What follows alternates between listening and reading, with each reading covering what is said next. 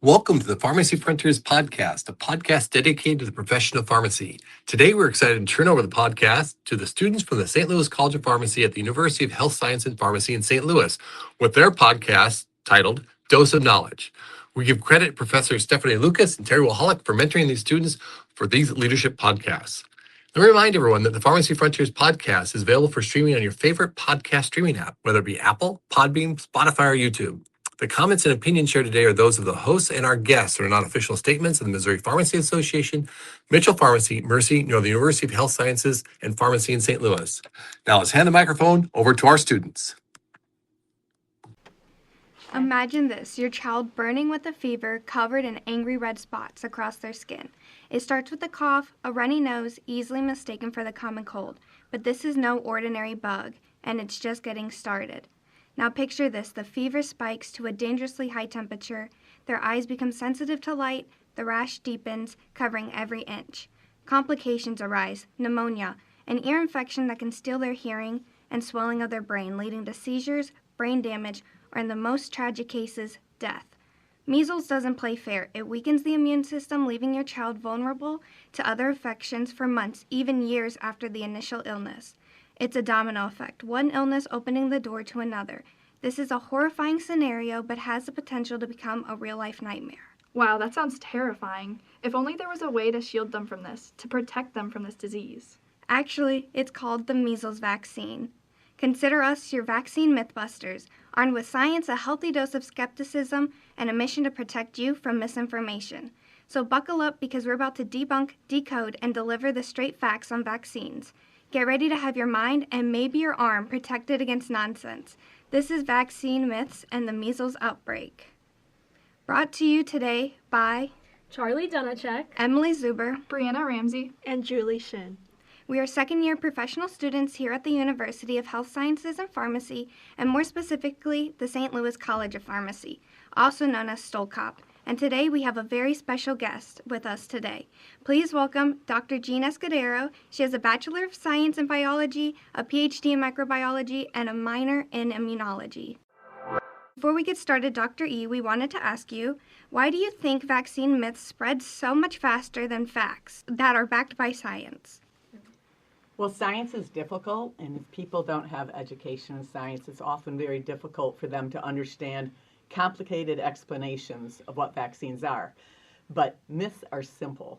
Someone will just explain them. It might be based in their bias and fear or personal stories. There's no science behind them. And then they spread like wildfire on social media.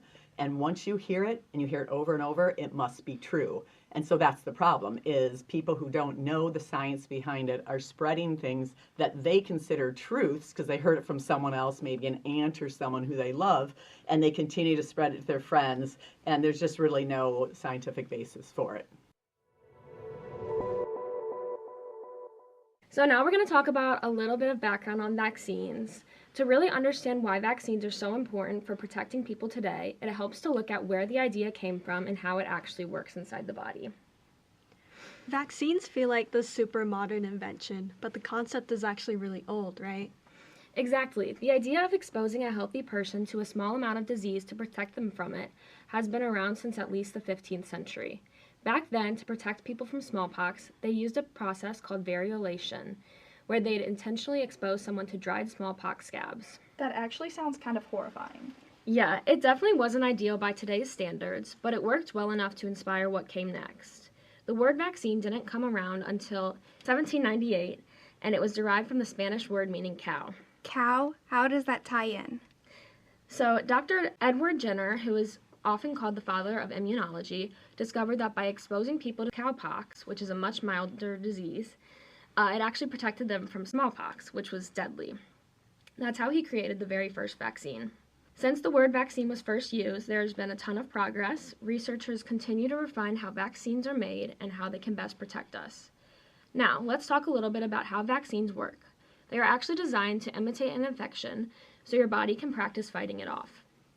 A vaccine may contain weakened or killed bacteria or viruses, or even just parts of their exterior surface or genetic material. Once it's in your system, your immune cells recognize it and create a response. But it's a weakened response, so you don't actually get sick.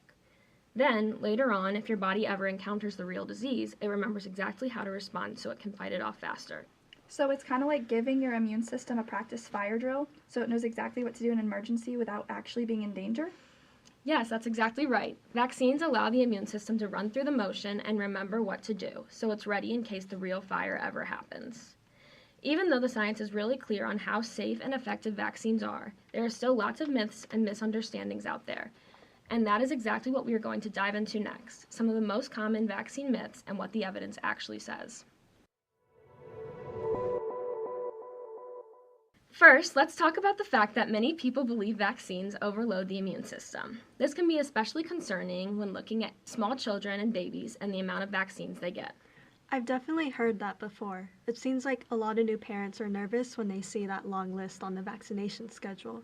Yep, it sounds like a lot, but it's super important that children get vaccinated. Babies are born with almost no antibodies, so they can't fight off disease as easily as older kids or adults can. Wait, antibodies?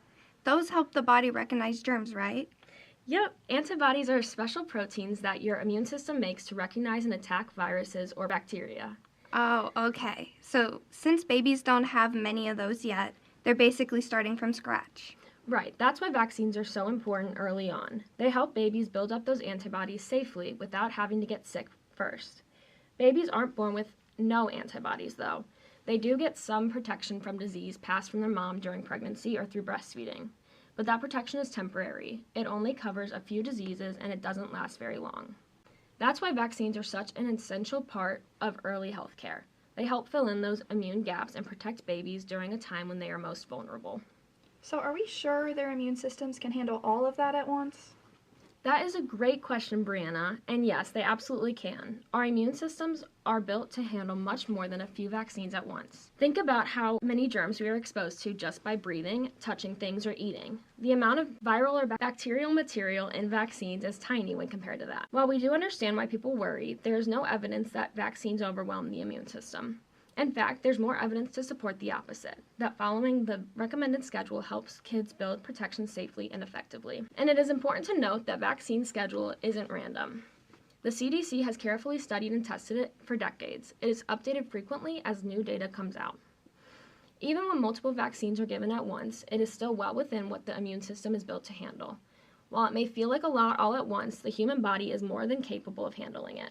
By following the CDC's immunization schedule, children are getting their vaccines to give them the best protection, right when it is needed the most. Dr. E, another question commonly asked is, why do we need boosters? Doesn't that imply that the vaccine is weak and doesn't really work? Not really.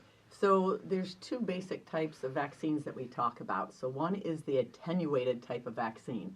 So attenuated is a fancy word, a way of saying something has been weakened. So when we look at vaccines like the MMR, the mumps, measles, and rubella vaccine, this is an attenuated vaccine. So it means that the person is getting a little bit of the virus, but it is a weakened virus. It's not enough to make someone sick.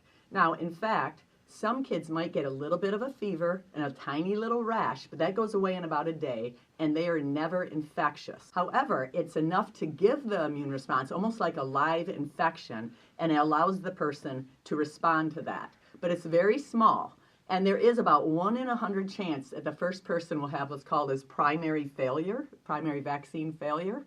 And so they usually get that one at the age of 12 months, and then they get it again at 4. And it's very rare to have secondary failure. But so that little boost is all you typically need for an attenuated vaccine. But when we start looking at vaccines like DTaP, when we have inactivated toxins, we give, again, a very small amount, but there's no replication of the toxin, right? The toxin, the person gets exactly what is given, whereas in the attenuated vaccine, the virus can replicate a little bit. So some of that vaccine that goes in will basically be wasted when it's the toxin. Different cells will pick it up that won't help elicit immune response, where some cells will actually help with the response. So it's essential that we boost it again to give a better response. and this will lead to antibodies being produced. And over time, the antibodies can kind of wane, so it's good to give them another boost to get those levels up high so that if they encounter these toxins or whatever the inactivated vaccine was against, they'll be ready and the antibodies will be present to protect them. It's nothing about being weak. That makes a lot of sense. Thank you so much, Dr. E. I kind of like to think about it like you're giving the immune system a reminder, kind of like studying for a test. If you study the material one time, you will retain some of the information, but it won't stick around for long. But if you study it a second time or a third time, you retain more and it lasts longer. Vaccines are a lot like this. The initial vaccine is just to introduce the immune system to the virus or the bacteria. The following doses simply remind the immune system what it's looking for, and it strengthens the response. Parents have every right to be concerned about what is going on in their children's body, but we urge you all to do some research and see that vaccines are safe and are, in a lot of cases, life-saving.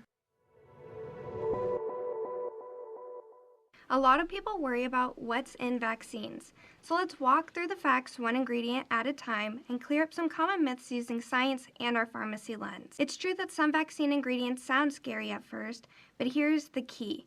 The dose makes the poison. Even water can be toxic in large amounts. Right, even too much sunshine can be harmful. Exactly. What matters is how much of a substance you are exposed to. Vaccines contain tiny, carefully measured amounts of ingredients that help them work safely and effectively. I heard vaccines contain formaldehyde. Did you know formaldehyde is naturally produced in our bodies? It helps us make energy and build essential materials. It's also in things like car exhaust, cigarettes, some foods, and even mouthwash. So no, it's not just for that frog in science class. In vaccines, formaldehyde is used in tiny amounts to take a live virus and inactivate it. What I mean by this is make the virus no longer active so we do not get sick from it. When vaccines are made, it's diluted to much lower than what we're exposed to daily in our environment. I've also heard aluminum is added to vaccines. Why?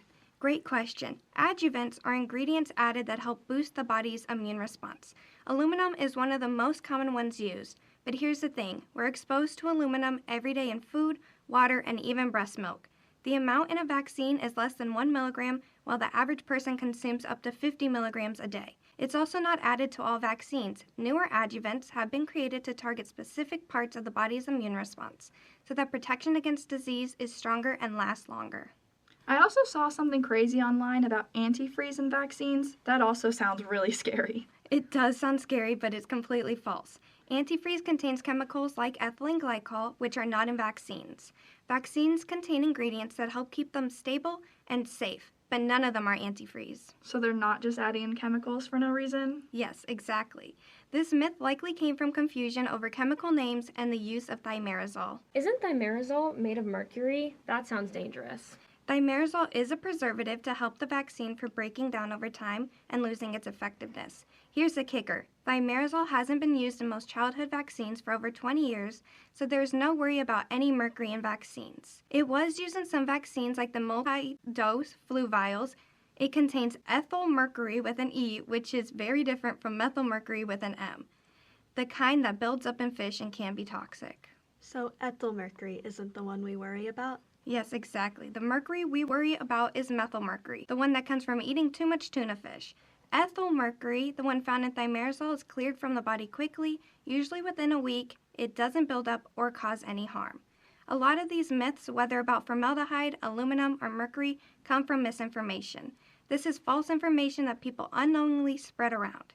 People hear scary-sounding ingredients and assume the worst without understanding the science or the doses involved. So it's not just about the ingredients, but it's about how the information is presented. Exactly. That's why it's important to use our pharmacy knowledge to explain things clearly. When we talk to patients, we need to lead with the facts, use reliable comparisons, and connect the dots so they understand the full picture. Vaccines are safe, effective, and built on decades of solid science. So I have heard a myth that vaccines cause autism. What is that about? So, autism spectrum disorder is a developmental condition that typically shows repeated challenges with things like social communication, repetitive behaviors, and having really restricted interests. We have found several causes that have been discovered, which are genetics, having children at an older age, if babies have a brain injury, or if they're born premature. The statistics are showing that people are waiting older and older to have babies, which is increasing their chance of having autism. But also, as our medical care is advanced, more babies born premature are able to survive, but this does put them at a higher risk for developing autism. We've only found one substance that has been proven to increase the chances of developing autism, which is called thalidomide. This is a medication that is rarely used today. There was substantial evidence that proved some things like the virus of rubella, which also has a vaccine, can cause severe brain damage, which can result in autism disorder. Dr. E, how do we know that vaccines won't cause autism? Is there any relationship between vaccines causing neurological disorders? No, not really. So autism was first diagnosed in 1943, and the United States started having mandated vaccines for school children in 1980. But if you look over in Chile, where they have very low vaccination rates, they're one of the leading countries for having autism. France started having required childhood vaccinations in 2018, and they are another leader in the world for having autism rates or high autism rates in their country. We're actually number 9 on the list. So that doesn't prove anything, but what it really comes down to when we look at the autism is the diagnosis varies, like what we base it on. So there's different reporting methods, different diagnostic criteria, and cultural factors. So just the United States diagnosed it very differently than other countries. So that could be why we're seeing an uptick in our autism, along with the other things that you guys have already mentioned. But there's no evidence that there's any neurological disorder associated with our vaccines. Perfect. Thank you so much for that. So one of the big reasons for this concern was that the vaccines, like the MMR vaccine, which is used to prevent measles, mumps, and rubella, causes autism. This came from a study that was released in 1998, which was 27 years ago. This was done by a British researcher who raised the idea that the MMR vaccine causes autism. He had reported stories from 8 children who developed autism shortly after their MMR vaccine. So what happened with this doctor? So several years later, the study got reviewed and checked by scientists and doctors, and they found that the researcher had lied about the results, and they ended up removing the article from the internet. And the doctor actually ended up losing his license due to lying. Since then, numerous studies have been published debunking the theory of autism and the MMR vaccine. Another common concern for vaccines causing autism was, like Emily talked about, which was thimerosal. There was a study done that compared hundreds of thousands of children who received vaccines with thimerosal versus vaccines without it, and the results showed that the risk for developing autism was the exact same. All this research evidence is showing that vaccines are not causing autism. So if we cannot blame vaccines for autism, why are we seeing such a rise in the number of cases? Simply put, more people know about autism now. People are more commonly getting their children tested, and these screenings are happening when the children are younger and younger. Most times they're getting diagnosed now by the age of 2. And on top of that, our diagnostic tests have greatly improved. The diagnosis of autism is made shortly after the age of receiving the main childhood immunizations and up until about a year after. This makes people assume that because the two occur right around the same time, that the vaccines are causing it. With the increased publicity of autism, parents get concerned for any interventions that concern their children's health. Parents are vulnerable and will trust anything they hear online. People who have no medical knowledge are giving advice on vaccines. We wouldn't ask a plumber to do our taxes, so why are we trusting social media and politicians instead of our doctors for medical advice? For our last vaccine myth, we're going to talk about how not vaccinating my child only affects them and no one else. I want you to imagine a virus as a fire. It spreads quickly among people who are flammable or susceptible, more so than people who are fire resistant or immune. So if more people become fire resistant, the flame can't spread and eventually it dies out? That's right, Charlie. That's the concept of herd immunity. Think of herd immunity as a shield that protects your community, including those who choose not to vaccinate and especially those who cannot be vaccinated. So not everyone has to be vaccinated for herd immunity? Not at all. It varies with the disease, but typically 50 to 90% of a community needs to be vaccinated. Having 100% of a community vaccinated just isn't realistic. So it's not just a matter of it only affecting my child, it actually affects my whole community? Exactly. You must think of the bigger picture. Having a 100% vaccination rate is impossible because it's not just individuals who choose not to vaccinate themselves or their kids. It's also those who have weak immune systems, are pregnant, or infants who are just too young. Vaccines aren't just a personal health decision, they're a public health action. So, with all these vaccine myths, plus many more, we must remind ourselves why it is important to vaccinate. As of October 7th, 2025, the Centers for Disease Control and Prevention, the CDC, reports 1,500 confirmed cases of measles, with the highest number of cases since the 2000s. Texas alone accounts for about 800 of those cases from late January to August, and 700 of them were unvaccinated or had unknown vaccination status. We have lost our herd immunity, and unless we build it back up, we'll keep seeing our kids, loved ones, and friends fall victim to the scary but preventable symptoms of measles.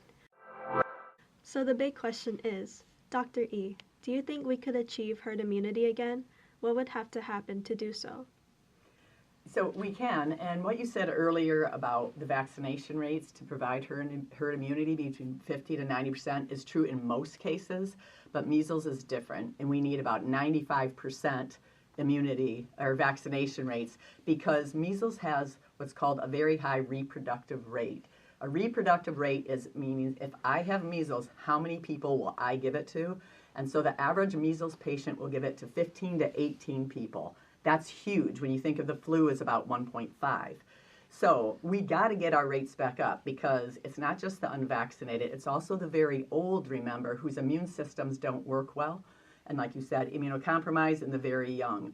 So what's interesting is way back when in the 50s, when they were trying to get people to get vaccinated with polio, they used Elvis Presley as a person to promote it. During COVID, they tried things like Travis Kelce. So they were trying athletes, and it did not have the same effect. So I think what they really need to do is start pushing the advertisements, but using people like Taylor Swift, Kendrick Lamar, not athletes. We need, and some, I don't know country music, but maybe some country music people too. And we need to really push this as we need to do it for everyone. And if people would start realizing that it's not just about your child, it's about everyone around them. And the fact is, just 3 weeks ago, and I can't remember if it was in Canada or Germany, a child died, and he had acquired measles before he could get vaccinated. So it wasn't his parents choosing not to vaccinate him. So then, years later, he got this second part of measles, what a lot of people don't know about, called subacute sclerosing panencephalitis, almost always fatal, and this family had no choice. Someone gave it to their baby before he was immunized. So like if people know stories like that, maybe that will help them understand it's not just about them. Thank you for that, Dr. E. So, it is always better to prevent a disease than to treat one after it happens. The U.S. is lucky to have these vaccines readily available, either at your local pharmacy or free walk-by clinics. Don't take them for granted. Let's build up our community shield again. For those listening, what are the key ideas to take away from today? Vaccines are the most effective tools we have to protect ourselves and our community. Knowing the facts about vaccine ingredients, overloading the immune system, and possible side effects of vaccines help us stay safe and informed and avoid unnecessary fear. The benefits of vaccinations, such as preventing illness, hospitalization, and even death, far outweigh any myths out there. Thank you again for joining us, Dr. E. Before we go, would you mind telling the listeners how they can better educate themselves? One big thing would be to get off social media as your source of information.